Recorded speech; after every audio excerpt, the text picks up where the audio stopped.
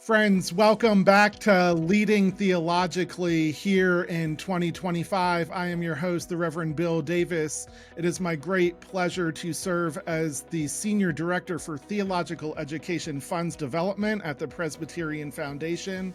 And this episode today is the beginning of a series on reconciliation. And as I started dreaming this series up, I thought, there is no better conversation partner to start this topic with than with my friend, the Reverend Paul Timothy Roberts. Paul, welcome to Leading Theologically. Thank you.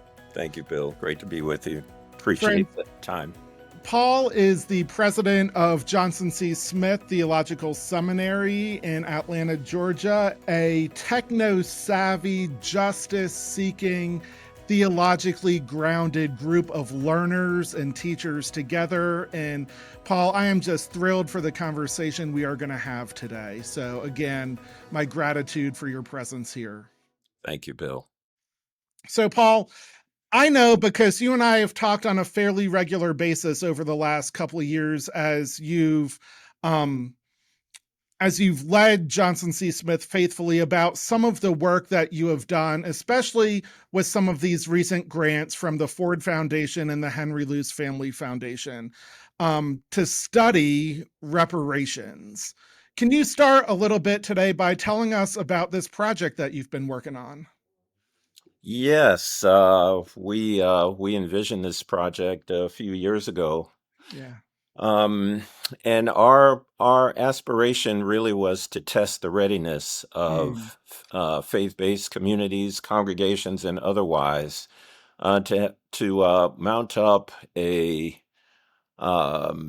national effort, a national reparations effort. And there are a lot of congregations in the country who are engaged in this work, but we wanted to do our own homework and see what kind of barometer we could use to determine who's doing what and how widespread it is. Okay. And so I know you've shared with me some about your methodology, doing a couple of summits in different places. Can you tell us a little bit about gathering folks together? Are there big learnings or big surprises from the gatherings that you held with folk? Yeah, so the design of the research was to gather leaders in major cities around the country and hear from them. So we gathered folks for instance, in New York City. We gathered people here in Atlanta, and other parts around the country. And our groups ranged in number from maybe 10, 12 to 35. And we prompted them with various questions and then listened. Yeah. And we found we were surprised by what we found. Yeah. What was the biggest surprise, Paul? Faith communities are all over the map. Yeah. Especially on controversial topics like reparations. Yeah. And we learned that there is not a consistent understanding of what reparations is. There is not, as far as we can tell, a deep understanding of why reparations and how it relates to our theology as Presbyterians, Reformed theology in particular. Yeah. And we found that there is not a readiness for a national effort. Wow. Some people are doing great work, some groups doing great work, and many congregations around the country don't even talk about reparations for fear of conflict, divisiveness, et cetera, et cetera, et cetera. Yeah. So those were a few of the really big takeaways. Sure. So it sounds like the one key learning here, right, was that there isn't readiness for a national conversation. Do you still have anecdotal stories or anything to share about the good work that folks are having on a local level, that they are, is there any kind of reparations work being done by faith-based communities on a local level, even though we aren't ready for that, as you're pointing out, on a national level? Sure, there are congregations out there um, who are repurposing their buildings Mm. Mm. Okay. in an effort to make them their facilities more hospitable, Yep. as an act of repair. Mm. Yeah. There are congregations and presbyteries Mm. that are using the proceeds from the sale of buildings Okay. for faith-based repair work. Sure. Sure. So there is some really good work being done out there. Yeah. We even got wind of some faith communities that are raising money from within their congregations and Yeah. actually um, um, granting those funds Mm. to communities in need and to individuals in need as an act Yeah. of repair. Yeah. Wow. That's seems like it's a beautiful way of, we, in my mind, and for this first episode in the series, right, I just want to do a little outlining. When I talk about reconciliation, um because of my social cultural location as a white man, I don't think I can faithfully talk about reconciliation without talking about repair and reparations, right? And so, Paul, I wonder, as we begin these conversations, and the hope here is that congregations can use these episodes not just as something to listen to, but conversation starters. As you've done this work over the last couple of years, what's been the relationship between reparations and reconciliation for you? Ooh, Bill, you're touching some tender spots, man. Oh, yeah, Um, yeah. I don't use the word reconciliation anymore. Mm, okay. Rarely. Yeah, Uh, uh, um, it is required because yeah, we're people of faith. yeah, We serve the church, and yeah, so that word comes up and yeah. requires usage. But I don't use. It's not a word that I choose to use Mm, okay. because it's loaded. Yep, There are many different concepts of reconciliation yep, depending on the local context. Um, and many of us, yep. even though we're well-meaning when we use the word, Mm, um, are prone to skip over hmm. all the work that needs to be done Yeah, in order to actually arrive at a place where a community, a group of people, a relationship can yeah, be reconciled. yeah, There is, throughout American history, there has been um, breach after breach after breach mhm, after breach. yeah, And I don't want to racialize this too yep, much, Bill, yeah, but the fact is, when from a historical perspective, yep, when white people arrive at a point where um, they have acknowledged historic wrongs, mm, it's often okay, acknowledgement. So y'all, the mm, harmed, yep, in this case, Black folk or indigenous folk, yep, y'all come on over. mm, mm, Do you get what I'm saying? yep, yep, We admit the wrong, so y'all come on over and we welcome you into our space. And yeah, that's not, there's no parity there, and that is not reconciliation. right, Reconciliation at yep, its core um, um, involves not only an acknowledgement of a wrong, yep, but it engages a certain process yep, in order to repair yep, the harm yep, experienced by the harmed. yeah, It's like when you get a bruise or a Yep. cut, you can't just say to your skin, okay, I'm sorry, heal, be healed. Yeah. Human body is wise, and it doesn't work that way. It takes a while for um, that flesh to knit itself back. Yeah. And oftentimes there is a scar that's there. Yeah. So things are never quite the same. Mm. And in order for people, for communities to be reconciled, it has Yep. to be understood that there is a process involved, that Yep. healing takes time, Yep. that we can't just order it because we've Yep. had a change of Yep. mind, a Yep. change in our mind, or even a change in our heart. It Yep. requires a process. Yep. Yep. And that process involves not an acknowledgement, that's the Mm. starting place, Yeah. but it also involves um, those various acts of healing that Mm. we call repair, which is Yep. the nature of Yep. reparations. Yep. And what one of Yep. the things we learned, Bill, Yep. is that when people are talking about reparations, they go right to the money.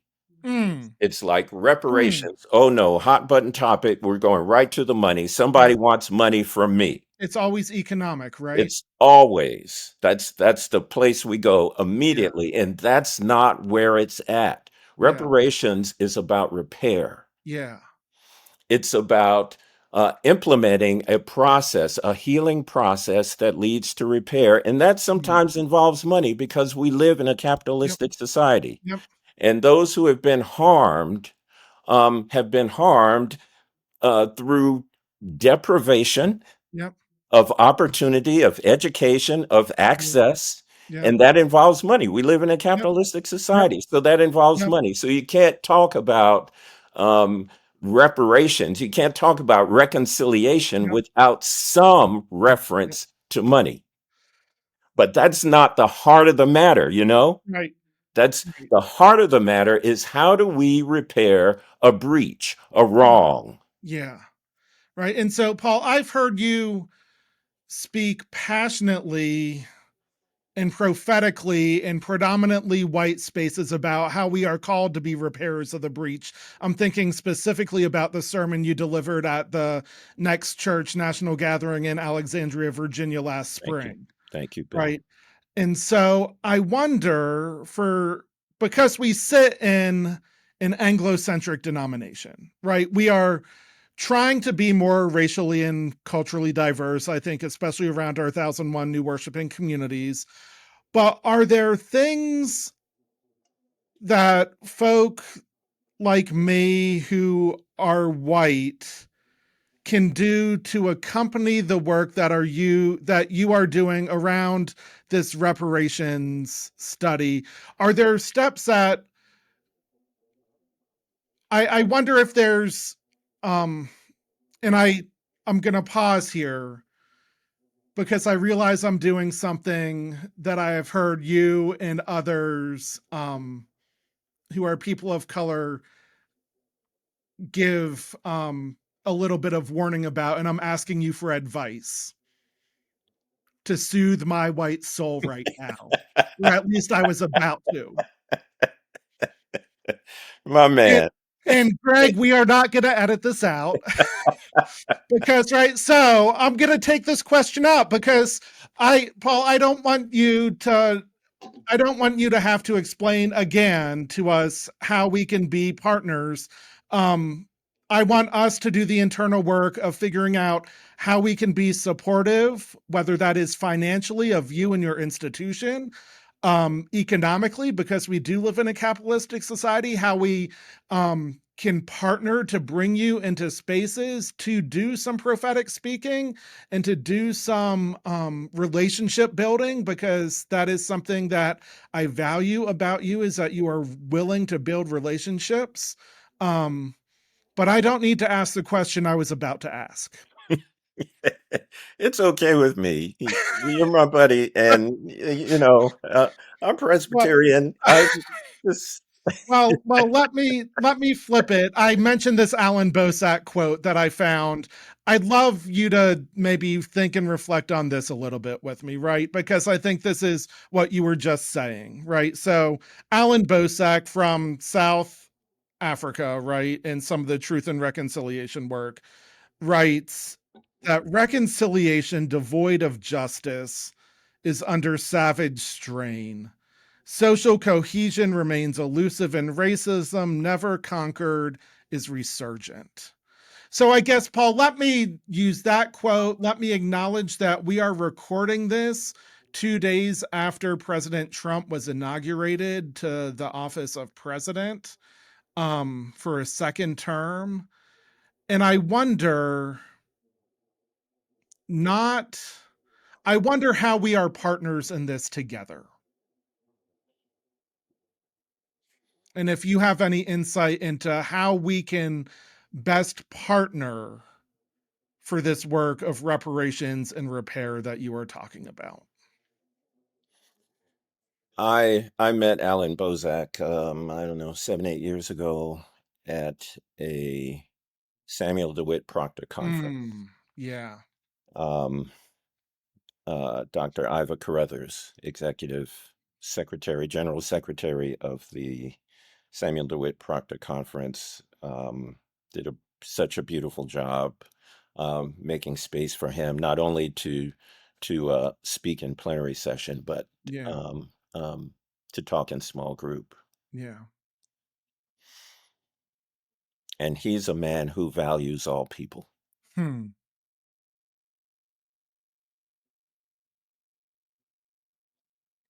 And Yeah. that is the point. Hmm.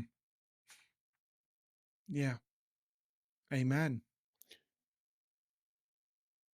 How do you demonstrate to another human being that you value them? Mm. That is the point. That is the point of the Christian journey. Mm. That is the point of any authentic reconciliation work. Yeah. And again, I use that word very carefully. Yeah. And that is the point of any discussion about reparations. Yeah.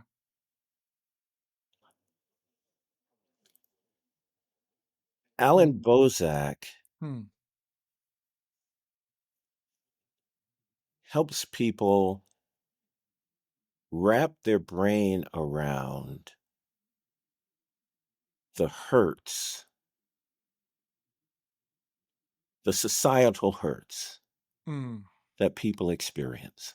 Yeah. And even the hurts that happen within Christian community or Mm. any faith-based community. Yep. And some of those hurts are just part of the human experience, Mm-hmm. but some of them cut very deeply Mm. and run along racial lines, Mm-hmm. gender lines, Mm-hmm. orientation, Mm. you name it. Yeah. And these are deeply entrenched Yep. in our society. Yep. And Alan Bozak also Mm. helps people understand that Mm. you are very much, even 400 years in, as Yeah. we are in the U.S., you're very much what you were at your origin. Mm. Mm.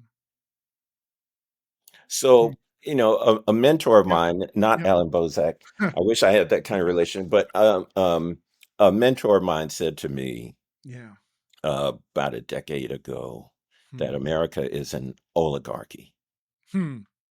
And at that point, at that stage of my life, I was so bought into notions of American democracy Yeah. and my work as a religious professional that I didn't fully accept what he was saying. Yeah. But he laid it out for me that right from the outset, despite our beautiful Constitution and all of our rhetoric, Yeah. that America has always been an oligarchy. Mm. Mm. Hmm.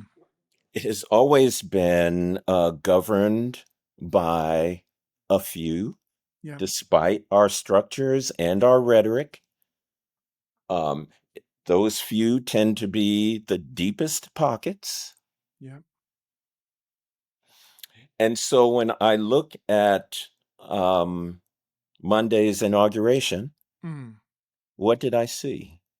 Hmm. I saw um, a newly sworn in president surrounded by the deepest pockets in the country. Hmm. Hmm. And so, going back to Yeah. your comments, going back to the quote you read from Yeah. Alan Bozak, it seems to me, Bill, Yeah. that the way for all of us to rally and Yeah. for white people to be in partnership with black people and vice versa, and Yep. for our religious slice, our Yeah. Presbyterian slice of Yeah. the world to rally around a Johnson C. Smith Yep. theological seminary or any community, it Yep. first begins with an understanding, a deep understanding of Hmm. human value, Yeah. an appreciation for human flourishing at all levels. Yeah. And then it's an acknowledgement of our history and Yeah. our origin as a country.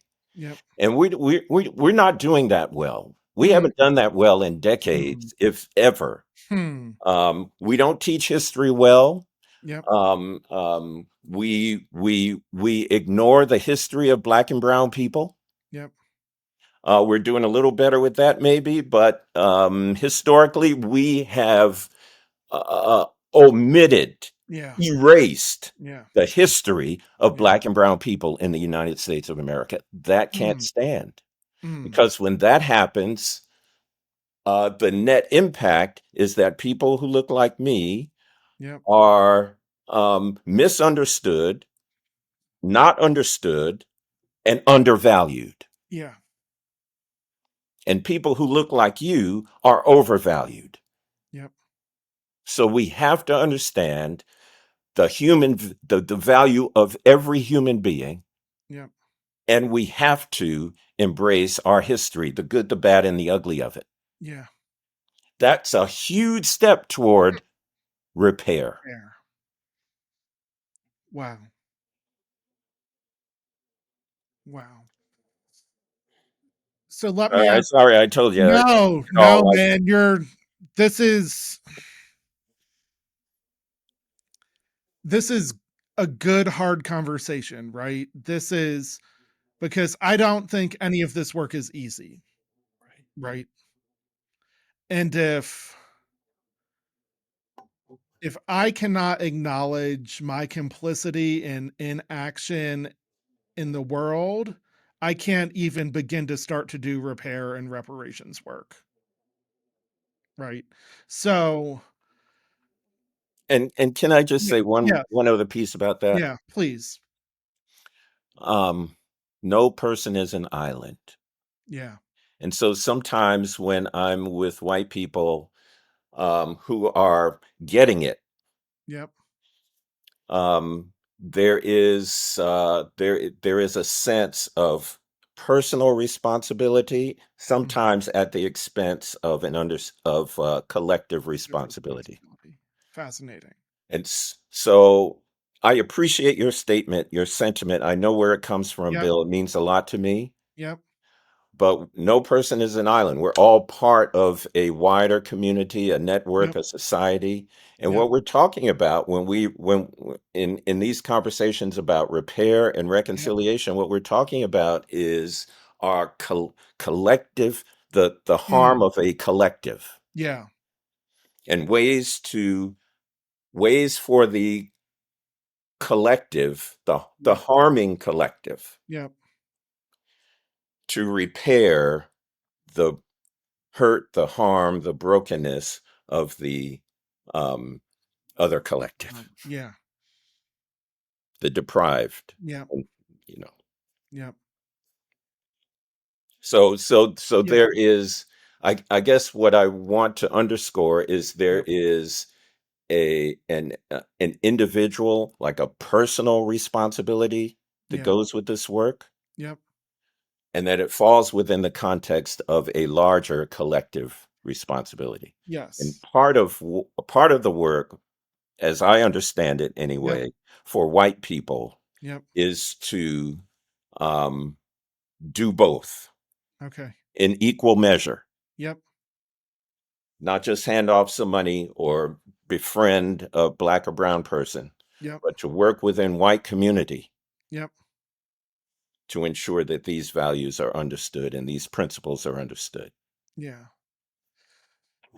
So I want to come back to a similar question that I asked before about as you've explored this work of reparations and repair, Paul, with faith based communities, are there any areas that give promise and hope that we might eventually get to a place where we can have these conversations more wholeheartedly? Um, are there things that you see that say we might not be ready today, but maybe in the future, if enough churches start doing this, we might get there? Is that a fair question? Yes, that's a fair question. And I should have reviewed some notes because right now I'm thinking the better person to, or the better people Yeah. to answer this question are um, Alona Street Stewart Okay. and Greg Bentley, Okay. former co-moderators of the PCUSA. All right. Um, because there is work. Yeah. There are organizations Yep. that are laying it on the line, Yep. doing very difficult work and Okay. bringing light to notions, principles, and processes of Yep. repair. Okay. Um, so yes, yeah. Man. Did you That ask me a yes or no question?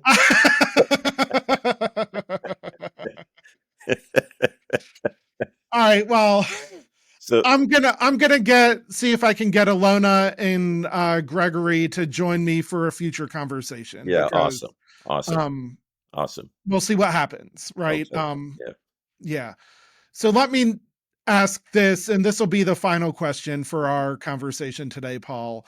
Knowing that in order to do this important work, both personally and communally, we have to have sources of strength.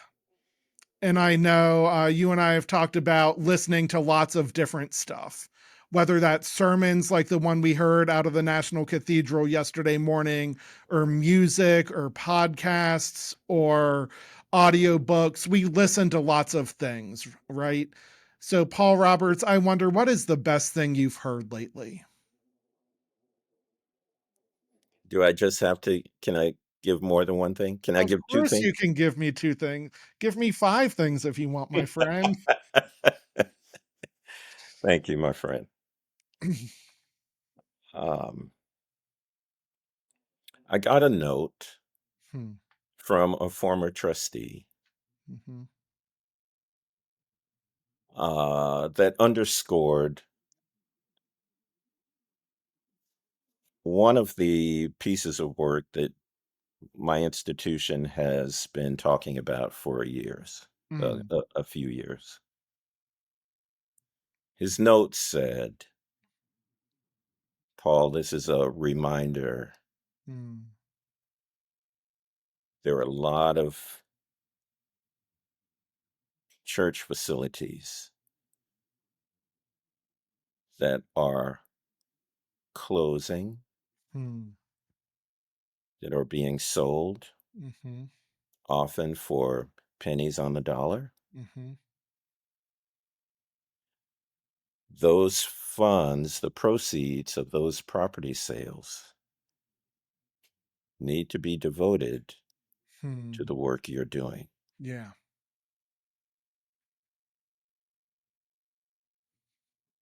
that was one of the best things I've heard. Wow. Because it suggests, no, it doesn't just suggest. It indicates a reality, Bill, Yeah. that there are shifts upon us Yeah. happening right before our eyes, at what seems to be an exponential pace. Yeah. And the shift in wealth as it is centered around property Yep. presents as a way for faith-based communities to do, to reflect, to implement acts of repair. That was provocative and important for me, one of the best things I've heard. Great. The other thing that Yeah. I would say,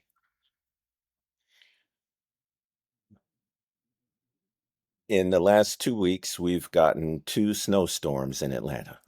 Yeah.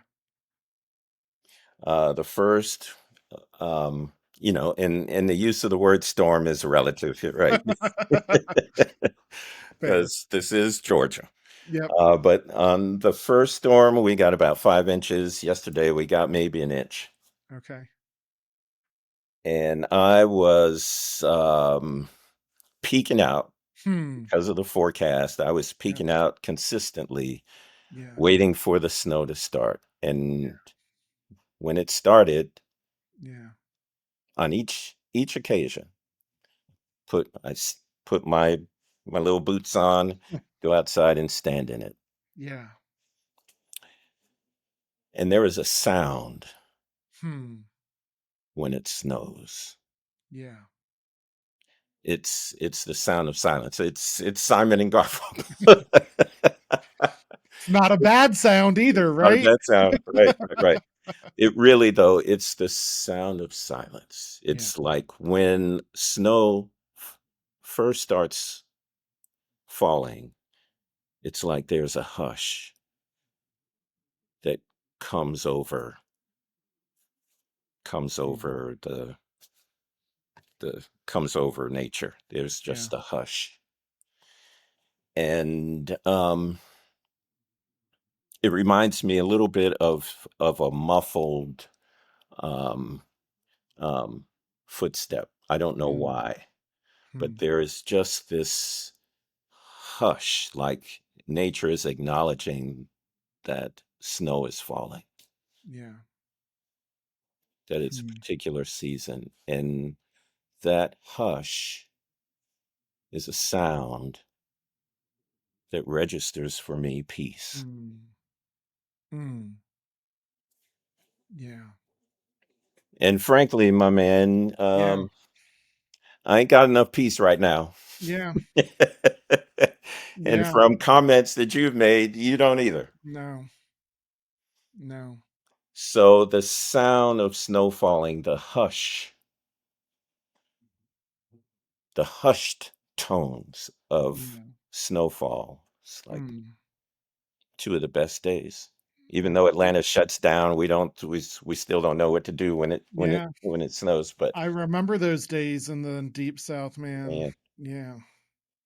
but Yeah. it's precious. And Yeah. I cherish and covet that Yeah. particular sound. Yeah. Cool.